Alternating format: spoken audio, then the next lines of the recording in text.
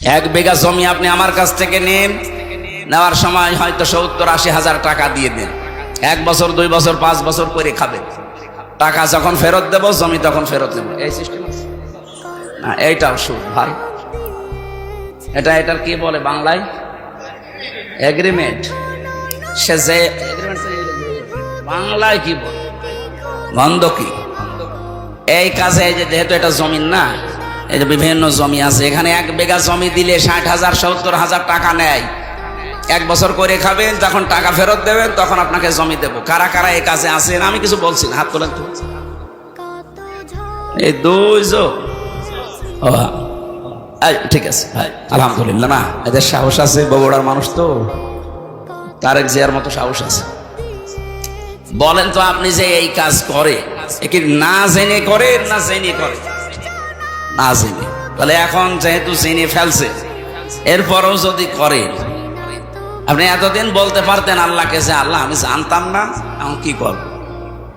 এখন যদি বলেন যে আমি জানতাম না, তাহলে মিথ্যা বলা হবে। আর অনেকে মনে করছে আল্লাহ এ তো না আসাই ভালো ছিল। হ্যাঁ, এখানে একটা কথা আছে, যে মানুষগুলো এই ধান্দায় থাকে যে আমি জানতাম না তাই মানতাম না, তার ডবল গুনাহ হবে। এই কথা বুঝতেছেন? কোন মানুষ যদি কোনো বিষয়ে জানে কিন্তু মানে না, তার গুনাহ হবে একটা। আর কোন মানুষ জানেও না মানেও না, গুনাহ হবে কয়টা? 2টা। কেন? কারণ জানাও ফরজ, মানাও ফরজ। জানার ফরজ আপনি আদায় করে ফেললেন, আপনার একটা ফরজ আদায় হয়েছে। আপনি মানেন না, ওইটার জন্য গুনাহ হবে কয়টা? বলেন না কেন? আপনি জানেনও না মানেনও না, আপনি জানেন না কেন? প্রশ্ন হচ্ছে আপনি জানেন না কেন? আমি কি জেনে এসেছি দুনিয়ায়? আমি তো আপনার মতো মায়ের পেট থেকে এসেছি। আমি যদি জানতে পারি ইসলামের নিয়ম, আপনার কি হয়েছে? আপনি এইটার জবাব দিতে পারবেন না। এই জন্য যে ব্যক্তি বলে যে জানি না তাই মানি না, আজকে তো জানলেন। আর এই কারণেই তো অনুষ্ঠানগুলো দেওয়া হয় যে আপনি কেন জানেন।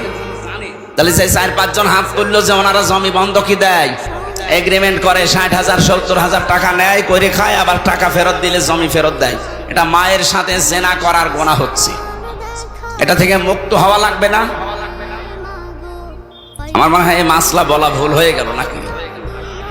এটা মানবেন তো? যদি আমি এখন পদ্ধতিটা বলি, হ্যাঁ মানা যাবে না ইনশাল্লাহ? আরে ভাই, আপনি কার জন্য কি করে যাচ্ছেন আমার তো বুঝে আসেন। আমি আপনার সন্তান, আমার জন্যই করছি। আপনি 200 বছর পরে আসবেন, যে বাড়ি ঘর বানিয়েছেন, যে জমি জায়গা রেখে গেলেন, এই জমি জায়গা আসলে আপনার ঠ্যাং ভেঙে ফেলা হবে। হ্যাঁ, আপনি 200 বছর পরে আসেন, আমিও থাকবো না 200 বছর পরে, আপনিও থাকবেন। আমার ছেলে, আমার নাতি, নাতির নাতি থাকবে, তারা আপনাকে ঢুকতে দেবে? আমারে ঢুকতে দেবে? তাদের জন্য বিশাল সম্পদ গড়ার জন্য আপনি এই মায়ের সাথে জেনা করার গুনাহ করে যাচ্ছেন। অথচ 100 বছর পরে আসলে আপনাকে এই জমিতেই আর থাকতে দেবে না, ঢুকতেই দেবে না, বলবে কে আপনি চিনি না। এটা একটা ধোঁকা। এই ধোঁকার জন্য আমাদের আসল বিশাল জীবন পড়ে আছে সামনে। এরকম পাগলামি যেন আমরা কেউ না করি ভাই। এই স্মরণ করানোর জন্য এই তাফসির মাহফিলে আসা লাগে। আল্লাহ আমাদেরকে স্মরণ করাচ্ছেন। এই পদ্ধতিতে যারা আছেন, বর্গা বলে কি বলে বন্ধকি যারা করছেন, এটা পদ্ধতি 2টা আছে। 1 নম্বরে যতদিন আপনি এই জমি করে খাবেন, 1 বিঘা জমি, ততদিন সরকারের যে খাজনা আছে প্রতি বছরে মনে হয় 65 বা 70 টাকা দেওয়া লাগে। এখন কত আমি জানি না, এরকমই হবে সব বেশি হলো। আমি জেলে যাওয়ার আগে হিসাব জানতাম, এখন এই 3-4 বছরে জানি না, 100 টাকা হলো। প্রত্যেক বছরে বছরে খাজনা দেওয়া লাগে না? এই খাজনা যতদিন আপনি চাষ করে খাবেন এটা আপনি দেবেন।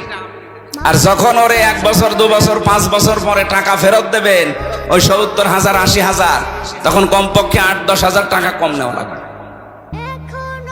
এই সিস্টেমে যদি নিতে পারেন তাহলে জায়েজ হবে।